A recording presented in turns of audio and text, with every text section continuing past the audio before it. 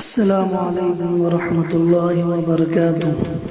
الحمد للہ رب العالمین والصلاة والسلام علی سید الانبیاء والمرسلین وعلی آلہ واصحابہ اجمعین، اما بعد۔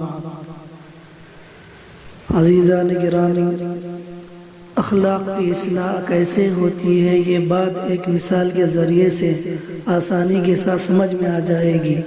مثلا غصہ انسان کے باطن کی ایک صفت ہے۔ یہ غصہ انسان کے دل میں پیدا ہوتا ہے، پھر اس کا مظاہرہ بعض اوقات ہاتھ پاؤں سے ہوتا ہے، بعض اوقات زبان سے۔ جب غصہ آ گیا اور غصے سے مغلوب ہو گیا تو چہرہ لال ہو جاتا ہے، رگیں تن جاتی ہے، زبان بے قابو ہو کر گالی گلوچ بکنے لگتا ہے، ہاتھ پاؤں چلانے لگتا ہے۔ یہ غصے کا نتیجہ ہے۔ عزیزان گرامی، یہ غصہ ایسی خطرناک چیز ہے جس کی وجہ سے بہت سے گناہ سرزد ہو جاتے ہیں اور بہت سی باطنی اندرونی بیماریاں پیدا ہوتی ہیں۔ عزیزان گرامی، اگر غصہ حد اعتدال سے زیادہ ہے تو یہ بھی بیماری ہے۔ غصہ اس لیے آئے کہ اگر غصہ تاکہ دوسرے آدمی کی شر سے اپنی حفاظت کر سکے، اس حد تک تو غصہ صحیح ہے۔ اب اگر غصہ کرنے کی جتنی ضرورت تھی اس سے زیادہ کر رہا ہے، مثلا ایک تھپڑ مار دینے سے کام چل سکتا تھا، لیکن اب یہ غصے میں آ کر ایک تھپڑ کے بجائے مارتا چلے جا رہا ہے، یہ غصہ حد اعتدال سے زیادہ ہے اور یہ گناہ ہے۔ لہٰذا غصہ اگر کم ہو تو یہ بھی باطن کی بیماری ہے اور زیادہ ہو تو یہ بھی باطن کی بیماری ہے۔ غصہ اعتدال کی حد میں ہونا چاہیے کہ ضرورت کے موقع پر آئے اور بلا ضرورت نہ آئے، اور اگر بلا ضرورت آئے تو بھی آدمی اس کو استعمال نہ کرے۔ ایک یہودی نے حضور اکرم صلی اللہ علیہ وسلم کی شان میں کوئی گستاخانہ کلمہ کہہ دیا تھا۔ حضرت علی رضی اللہ عنہ وہاں موجود تھے۔ اس یہودی کو گرا کر اس کے سینے پر چڑھ کر بیٹھ گئے۔ یہودی نے جب دیکھا کہ آپ حضرت علی رضی اللہ عنہ اس کے سینے پر بیٹھے ہوئے تو وہ زمین پر لیٹے لیٹے حضرت علی کے چہرے پر تھوک دیا۔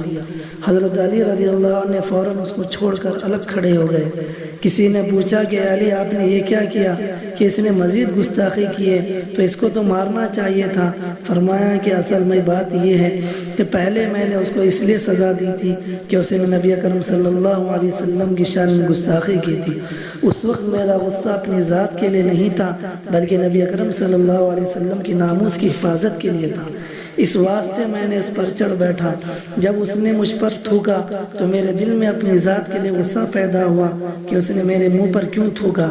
اپنی ذات کا انتقام لینے کا جذبہ میرے دل میں پیدا ہوا۔ اس وقت مجھے خیال آیا کہ اپنی ذات کے لیے انتقام لینا کوئی اچھی بات نہیں ہے۔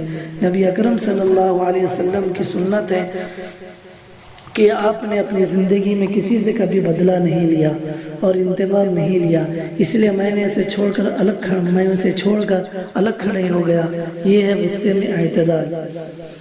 عزیزان گرامی، اس دنیا میں ایسا کون سا انسان ہے جو اپنی ذات کے لیے انتقام نہیں لیتا؟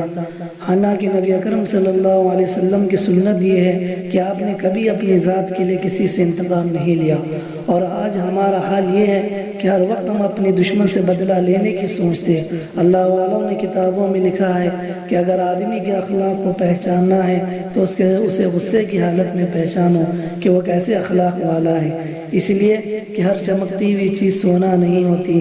آپ معاشرے میں نظر دوڑائیے کہ ایسے کتنے لوگ ہیں جو بظاہر دیندار نظر آئیں گے اور 5 وقتہ نمازی بااخلاق نظر آئیں گے، اور اسی شخص کو آپ غصے کی حالت میں دیکھیں گے تو وہ گالی گلوچ کرتے ہوئے اور انتقام لیتے ہوئے نظر آئے گا۔ یہ وہی آدمی کر سکتا ہے جس کے دل میں حسد، بغض، کینہ، تکبر ہو۔ اسی لیے اللہ کے نبی صلی اللہ علیہ وسلم نے فرمایا تھا کہ خوب یاد رکھو، انسان کے جسم میں ایک لوتھڑا ہے، اگر وہ صحیح ہوتا ہے تو سارا جسم صحیح ہوتا ہے، اور اگر وہ خراب ہو جائے تو سارا جسم خراب ہو جاتا ہے۔ پھر آپ نے فرمایا کہ خوب سن لو کہ وہ لوتھڑا جس کی وجہ سے سارا جسم صحیح ہوتا ہے یا خراب ہوتا ہے، وہ انسان کا دل ہے۔ عزیزان گرامی، ہمارے اندر انتقام کا نہیں بلکہ معاف کرنے کا جذبہ رہنا چاہیے۔ اللہ تعالیٰ کو بندوں میں سب سے زیادہ وہ بندے پسند ہیں جس کے اندر معاف کرنے کی صفت ہو۔ شوہر ہو تو بیوی کے غلطیوں کو نظر انداز کر کے معاف کر دے، بیوی ہو تو شوہر کے غلطیوں کو نظر انداز کر کے معاف کر دے، ساس ہو تو بہو کے غلطیوں کو نظر انداز کر کے معاف کر دے، اگر بہو ہو تو ساس کے غلطیوں کو نظر انداز کر کے معاف کر دے۔ تو عزیزان گرامی، اگر اس طرح ہمارے معاشرے میں ہوگا تو یاد رکھیے کہ اس طرح ایک اچھا معاشرہ وجود میں آئے گا اور انسان چین و سکون کی زندگی گزار سکے گا۔